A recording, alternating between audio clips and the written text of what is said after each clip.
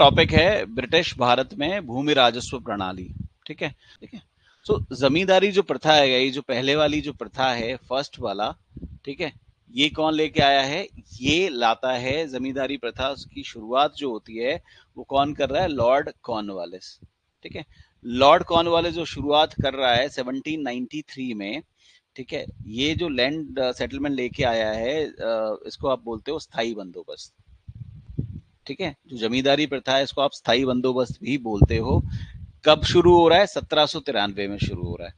अब अगर ये टाइम को आप थोड़ा सा ध्यान दोगे, टाइम को अगर आप ध्यान दोगे तो टाइम कहाँ पे? 1793, मतलब ये कुछ आसपास है जहां पे ये बंगाल जीत चुके हैं। ठीक है, मराठों और मैसूर के साथ इनकी लड़ाइयां चल रही हैं, है ना? मराठा और मैसूर के साथ इनकी लड़ाइयां बड़ाइयां चल रही हैं। अगर 1793 देखोगे तो 1792 के आसपास आपको याद होगा तीसरा मैसूर वॉर चल रहा है ना?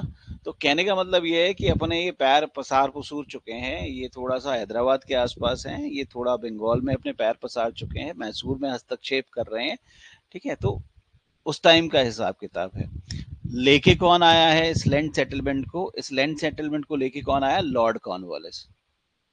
ठीक है, लॉर्ड कॉर्नवालिस लेके आया। यहां तक क्लियर है गाइस? जमींदारी जो प्रथा है इसको लेके कौन आया है? लॉर्ड कॉर्नवालिस लेके आया है। कब लेके आया है? 1793 में लेके आया है। किस नाम से इसको जाना जाता है? स्थायी बंदोबस्त के नाम से जाना जाता है, परमानेंट सेटलमेंट के नाम से जाना जाता है, स्थायी बंदोबस्त के नाम से जाना जाता है। इसके कई और नाम भी हैं। ठीक है, इसको कहीं कहीं पे इस्तमरारी, मैंने भी बताया था आपको, इस्तमरारी कहते हैं, जागीरदारी कहते हैं, इसको कई कई बारी मालगुजारी भी कहते हैं, इसको विश्वेदारी भी कहते हैं।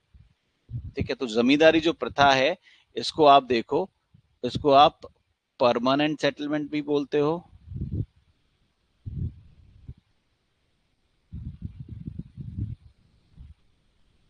मतलब इसको आप बोलोगे स्थायी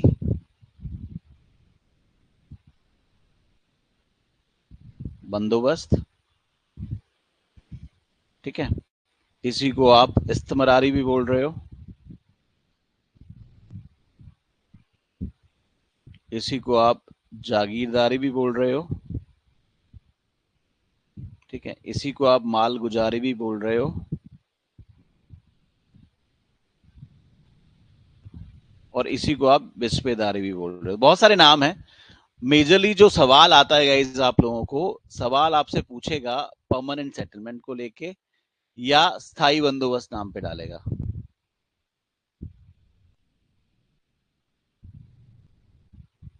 इधर परमानेंट सेटलमेंट, ठीक है, या फिर स्थायी बंदोबस्त। आपसे यही पूछता है कि ये किसने दिया था, तो आपको क्या बोलने का है? लॉर्ड कॉर्नवालिस ने दिया है। कब दिया है? 1793 में दिया है। कहाँ पे ये शुरुआत करता है? तो ये बहुत ही कॉमन है कि कहाँ पे शुरुआत करता है। तो आपको अगर पता, आपने बंगाल अगर ढंग से पढ़ा हुआ है तो आपको समझ आ जाएगा ये शुरुआत जो करेगा बंगाल से करेगा, कि यही वो इलाका है जहाँ पे उसके पास रेवेन्यू के राइट्स हैं, दीवानी राइट्स हैं। ठीक है, तो उसकी शुरुआत जो होती है वो बंगाल से करता है। क्लियर है यहां तक गाइस?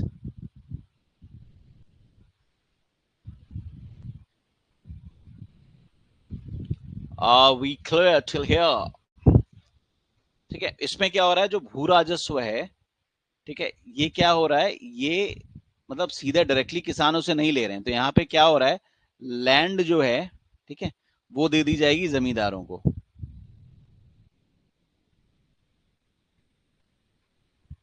ठीक है, जमींदार क्या करेंगे? इस लैंड को दे देंगे पीजेंट्स को।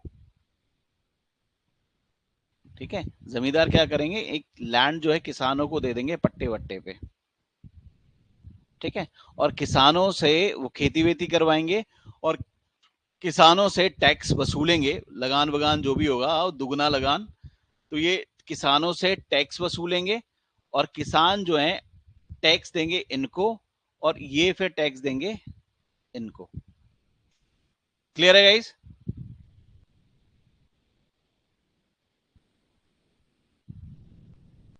लैंड जाएगी जमींदारों के पास।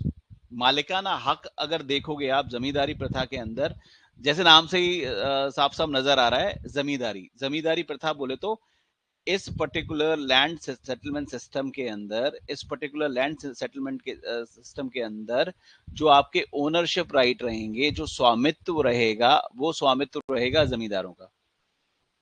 लैंड जो है वो जमींदारों को एलोकेट कर दी जाएगी। जमींदार जो है इसी लैंड को किसानों को पट्टे वट्टे पे दे देंगे, भाई लो ये रहा तुम्हारा पट्टा, तुम इस पे खेती वेती करो। ठीक है, किसान खेती करेगा, अपनी फसल वसल उपजाएगा, उगाएगा, और उसके बाद वो क्या करेगा, किसान जो है, जो लगान रेंट जो भी आप समझ लो, वो क्या करेगा, वो वापस देगा जमींदार को। ठीक है, और जमींदार उसको क्या करेगा, दे देगा सरकार को। ठीक है, तो यहाँ पे जो भू राजस्व है वो यहाँ किसान से डायरेक्टली नहीं लिया जा रहा है, वो कैसे लिया जा रहा है, जमींदारों के थ्रू। तो जमींदार एक तरह से सरकार और किसानों के बीच में बिचौलिए के काम कर रहे हैं। ठीक है, क्लियर है। सो जमींदारी प्रथा कब आ रही है, 1793 में आ रही है। कौन लेके आ रहा है, लॉर्ड कॉर्नवालिस लेके आ रहा है।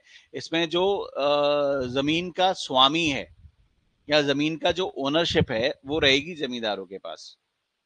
ठीक है, तो एक तरह से आप देखो, जमींदार जो हैं वो एक तरह से रेवेन्यू कलेक्टर का काम कर रहे हैं तुम्हारे सरकार के लिए। ठीक है, और वो जो रेवेन्यू जो वो कलेक्ट करेंगे ना, उसमें वो क्या करने वाले हैं, जो भी रेवेन्यू कलेक्ट करेंगे उसके 11 हिस्से करेंगे।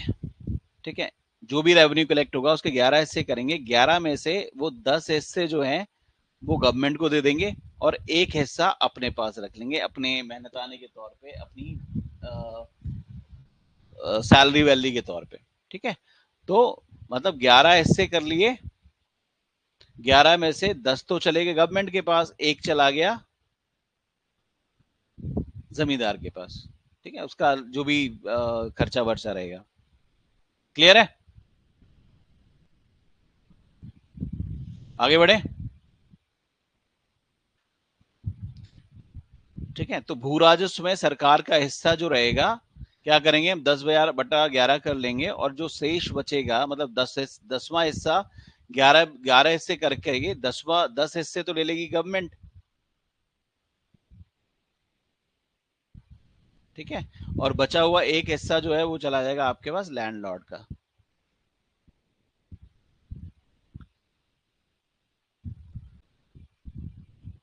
अब आता है कि ये जो प्रणाली है कहाँ कहाँ शुरू करी गई है, तो कहाँ शुरू करी गई है ये प्रणाली, एक तो बंगाल में। ठीक है, कहाँ कहाँ है, बंगाल। और आज के स्टेट देखो तो ये वेस्ट बंगाल हो जाता है ना, बिहार, उड़ीसा, यूपी, आंध्र प्रदेश,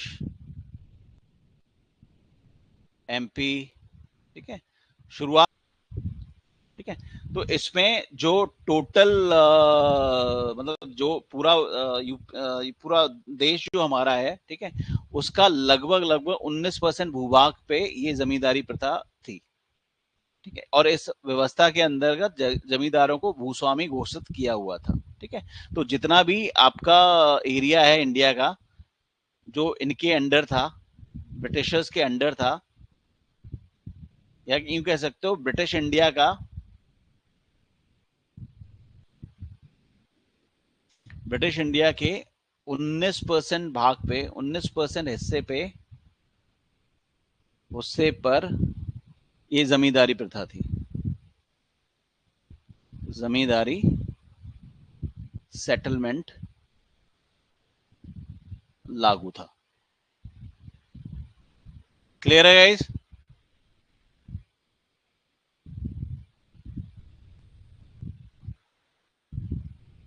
क्लियर है, क्लियर है।